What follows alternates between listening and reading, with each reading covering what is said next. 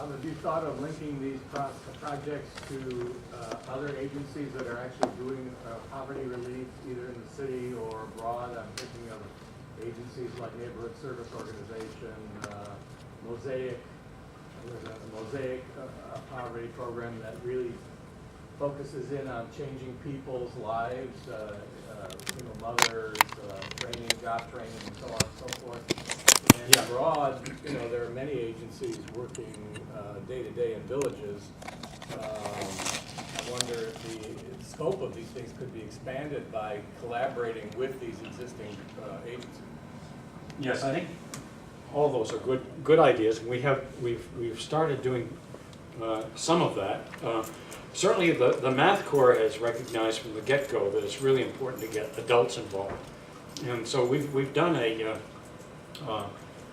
parents kind of Math Corps session to get them involved, learning math themselves as well as, because they need to be involved in helping the youngsters. So we've done that.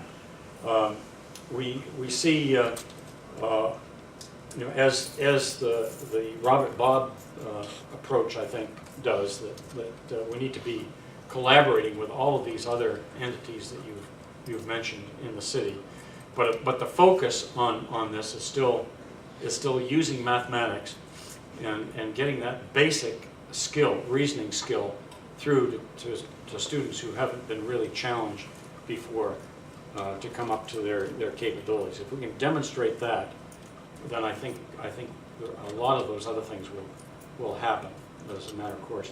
As far as the international programs, China, of course, is a very structured society, and so we deal with what we're permitted to deal with through the government. But in the Middle East, we have a number of entities that you're aware of too, I think, in our own area that are involved in the West Bank, involved in Israel, and we're desperately looking for collaborators there. One of the things that, by the way, that's a challenge for us on the Middle East Study Abroad program is simply getting scholarship help for our students. Everybody in this room knows that our students most of them are working, very few of them can afford to take the summer off from a job, let alone pay for the airfare and the expenses. And so we have to raise money for scholarships for them to participate in this. And that turns out to be kind of a tough sell for the following reason. Our approach to the Middle East piece of this is to do it with the same diversity that we have on our campus. And we'd like to get away from being so compulsive about the conflict that we spend every waking minute discussing the conflict.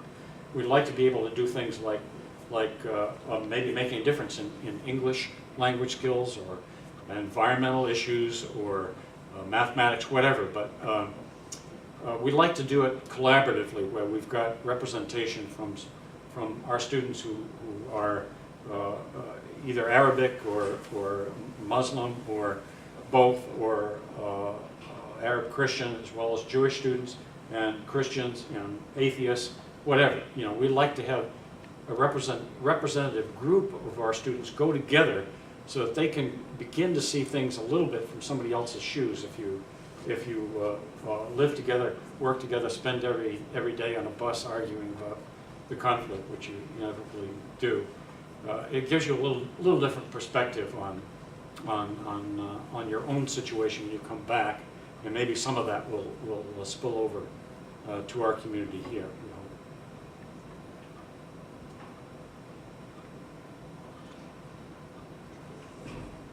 Right? Could you talk a little bit about a little more about how the structure of Math Corps works? For instance, how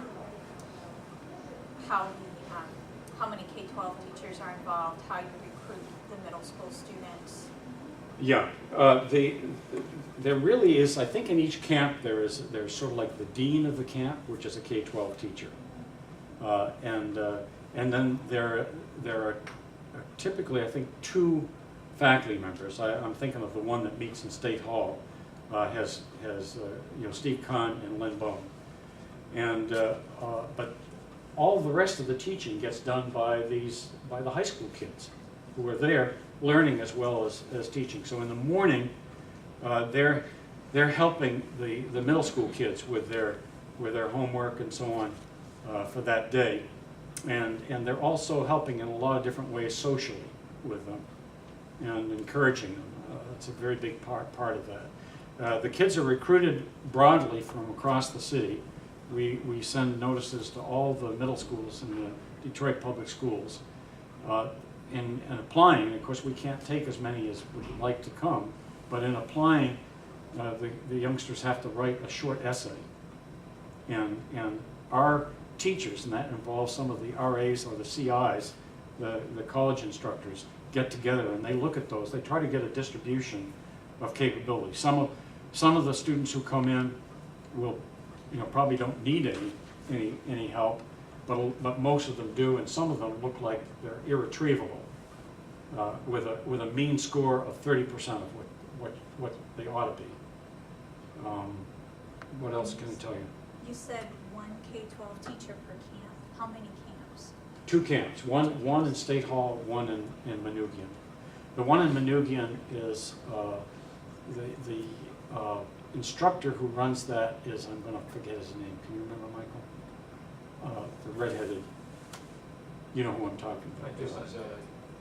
Chris Nazelli. Thank you, Bob. Yeah, Chris Nazelli, and I'm not sure who helps him even in that, but we thought the reason that we had a second camp was we wondered how much of this success was due to the magic of Steve Kahn and Len Bowen. If you see one of these assemblies, you think you've got to be a stand-up comedian to do this job, and not so. Chris Nazelli, I think he's got a good sense of humor, but he's not.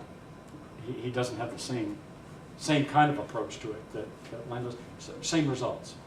30% in, 90+% out. So it's not them.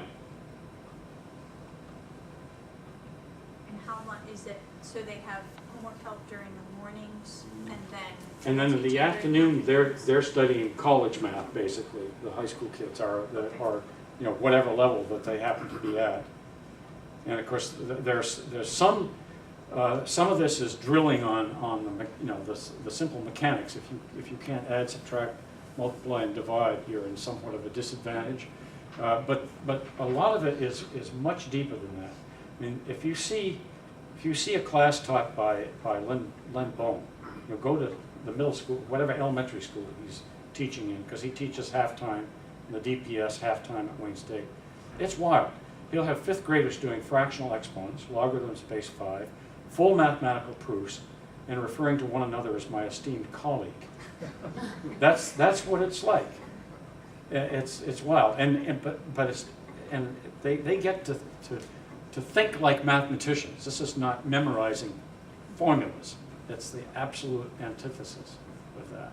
And do you have one more practical Yeah. question? Do you know what the ratio of middle school to high school students is? 2 to 1, basically. I think, although it's crept up because, see, the thing is, the middle school students keep coming back, and eventually they become high school students. And if it stays 2 to 1, then what do we do with the volunteers that would like to still come back? So we actually have a bit more high school students than that ratio, but I'm not sure exactly what the number is. No, that gives me sense. Yeah. Thanks. Yeah.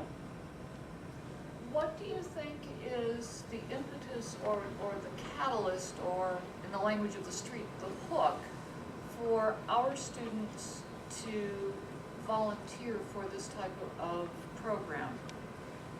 Go see it once is the hook.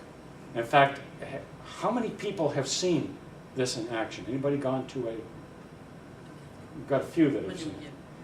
If you go, I challenge you in the summer. It starts right after the 4th of July.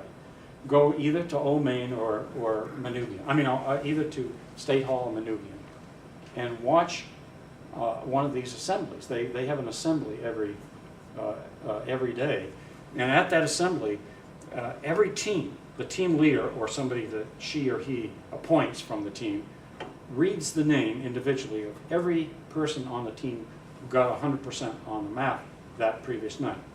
A lot of positive feedback, and they have a tremendously good time. But it's if you see this, it'll just blow you away. I believe it blows me away anyway. Andrew? I wonder if anyone's thought about connecting Math Corps with some of the new research on early childhood development and collaborating maybe with Head Start to do some early math training? I don't know. I don't know the answer to that. Good idea.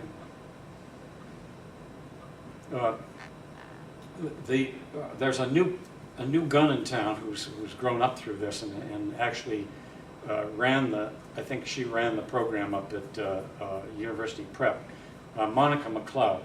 This whole gang, by the way, hangs out on the first floor. You see on the first floor of this building, you see lots of signs for Math Corps, math, and it's not all the math department, with all due apologies to the excellent mathematicians. But Monica McLeod is very much involved in the Western International High School project, but she's also done this. She's a professional K-12 teacher. But she's an important cog in this, and I'm sure I'd be happy to show you, talk to you about ideas that you might have that can make it even better. Okay, Walter, I think I've used up my time. Anybody who wants to stay and talk a little bit more, I'd be happy to do so. Thank you. The gifts.